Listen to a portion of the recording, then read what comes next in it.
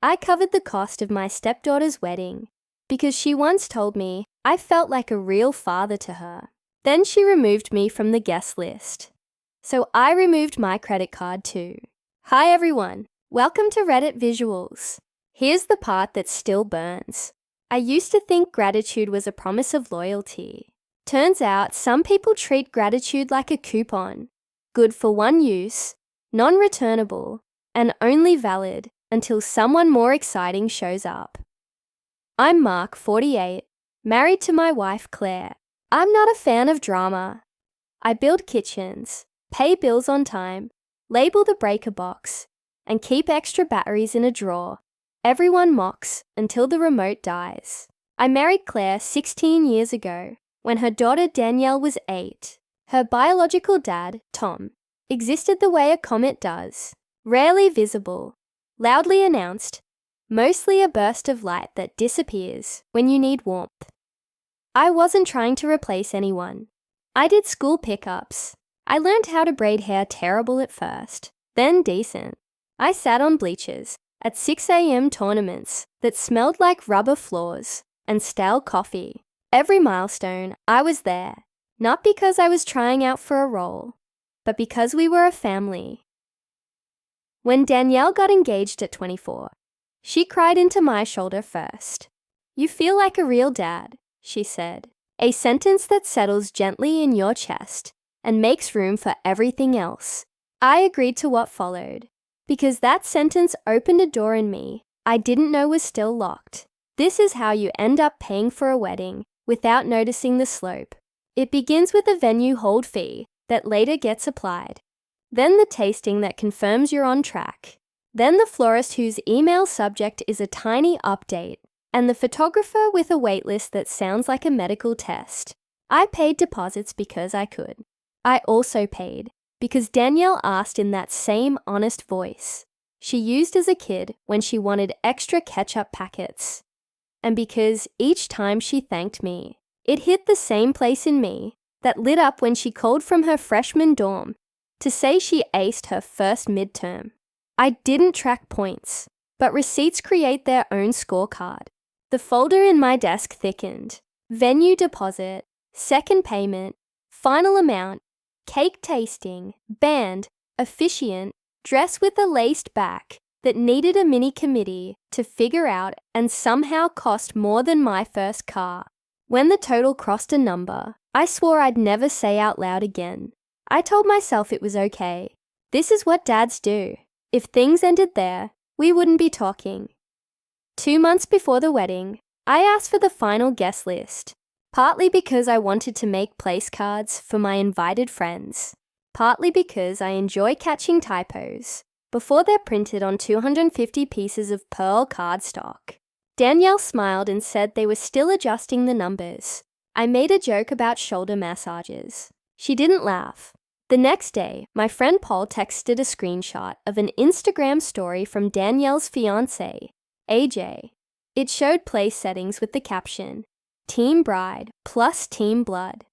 I didn't get the joke, but I got the message. My 20 seats had become 2. My 2 had become none. I didn't explode.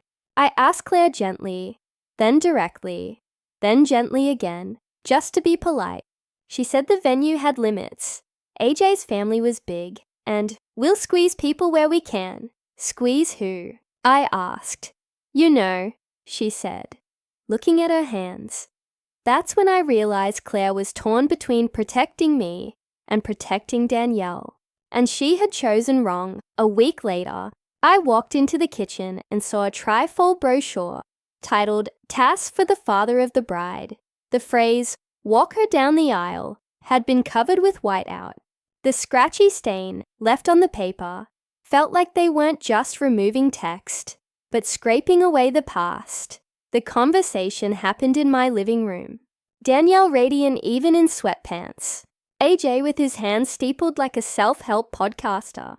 Claire trying to be a bridge while standing on sinking ground. Danielle started carefully. "We've been thinking about the ceremony. We want it to reflect our truth. I'm a man who can assemble a dishwasher from a manual printed out of order. I can handle vague. Okay, Which truth are we reflecting? AJ chimed in. It's important for Danielle's biological father to walk her down the aisle.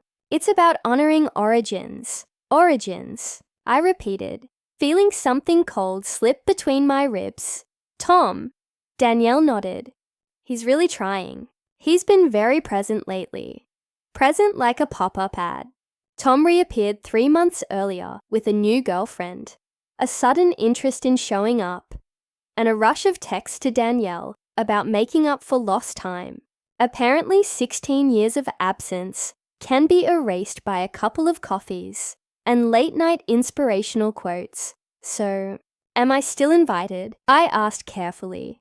Danielle's eyes flicked from AJ to Claire, then back to me. We were thinking it might be simpler if you sat this one out. We don't want tension. There are words that cut and words that sand. This one sanded me until I felt like a smooth, numb plank. Sit this one out like we were discussing a board game, not 16 years of birthdays and pancakes. I paid for it. I heard myself say, not to claim credit, but because I couldn't believe we were having a wedding conversation without basic math. That's not what this is about, AJ said.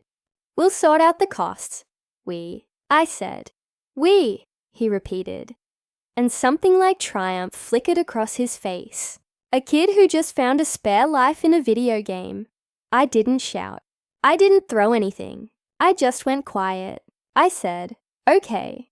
Then I asked for time to think. Danielle hugged me lightly, the kind of hug you give a coworker who brought donuts, and said she knew I'd understand. That night, I opened the folder. Receipts are boring until they're not. Everything was in my name, my card, my signature. Venue, me. Band, me. Cake, me. Florist, me. Non-refundable was highlighted, sure, but I also saw phrases like, primary payer may revoke. At the bottom was an email from the venue, thanking me for choosing their all-inclusive package and confirming I was the contracting party. I slept 3 hours and woke up clear. I didn't make a speech. I didn't give a lecture. I made phone calls. I stayed polite, calm, like a man moving a wall with temporary supports already in place. The venue manager began cheerfully. We're so excited for the Hale Martinez wedding.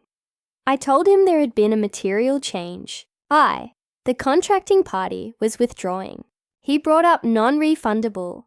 I brought up merchant dispute. Service not rendered. Written notice. Chargeback. The florist was heartbroken. The band's manager said he'd never seen this before. The cake lady cried. I apologized and attached the relevant clause from their own contracts. By noon, the card company had opened cases. They flagged charges. Temporary credit flooded into my inbox like tiny white flags. At 3:41, Claire called out of breath. Mark, what did you do? I stopped paying for a wedding I'm excluded from. You're punishing her. No, Claire. I'm protecting myself. And honestly, I'm protecting you too, because we've been calling disrespect love for years. Later that night, Danielle texted, Sorry, Dad, the venue says the card declined. 7:09. Can you fix it? We'll lose the date. 7:22. Tom says he can help, but not all of it. 7:40. Please. Funny how origins becomes math. When the credit line closes, I didn't reply. I cooked rice and watched a guy restore a rusty airplane. The next morning, I got a DM from Sarah, Claire's cousin. You should know there's a group chat. She sent a screenshot. The chat name, Team Blood. My name popped up 4 times. He'll pay no matter what. He's harmless. He just wants to feel included. Worst case, let him do a toast so he shuts up. Then an ATM sticker raining bills. Cruelty doesn't need paragraphs. It was 12 words and a sticker. I saved the screenshot and put it in the folder. At noon, I asked Danielle to meet me. She arrived with AJ, wearing a sweatshirt with the venue's logo as if he was sponsored. I ordered an Americano. Danielle ordered nothing. It reminded me she hates coffee, that she loved hot chocolate with too many marshmallows, that I used to steal one to make her pretend to be annoyed. I saw the guest list, I said, and the group chat. Her cheeks reddened. AJ started blaming the venue. The numbers. I raised one finger. He stopped. This isn't about seats. It's about respect. It's about what your actions told me. You said you're like a real dad. But what you showed me was, you're like a wallet. I'm not angry, Danielle. I'm awake. She said she never meant for things to go this way. I told her I believed she didn't mean the hurt, but she meant the choices. AJ stepped in. So what now? You're destroying everything because your feelings are hurt. No, you destroyed the bridge. I'm just not paddling out to the ruins. This is ridiculous, he snapped. You're being petty about seating. Petty, I repeated. You uninvited me from the event I was funding, mocked me in a chat, and now you're shocked I won't keep paying. That's not petty. That's having a spine. Danielle's eyes filled. So you're not coming. You're not helping. You uninvited me. Later, chaos erupted. The venue demanded payment. I replied with the contract page, showing my loan signature. The florist mentioned grocery store roses. The band shrank. The photographer asked who the new payer was. Everyone needed an adult with a checkbook. 3 days later, Tom called. He spoke like a seasoned telemarketer. He called me petty, accused me of ruining Danielle's day, explained fatherhood to me like he'd skimmed a parenting blog. I asked him one question. Tom, what's Danielle's middle name? Silence. Her favorite color. Her best friend in middle school. The college she almost chose. The night she cried over organic chemistry. He hung up. The vineyard wedding didn't happen. They pulled together a backyard plan B with folding chairs and a Bluetooth speaker that kept disconnecting. I didn't go. Claire went, came home early, eyes red, and didn't talk about it.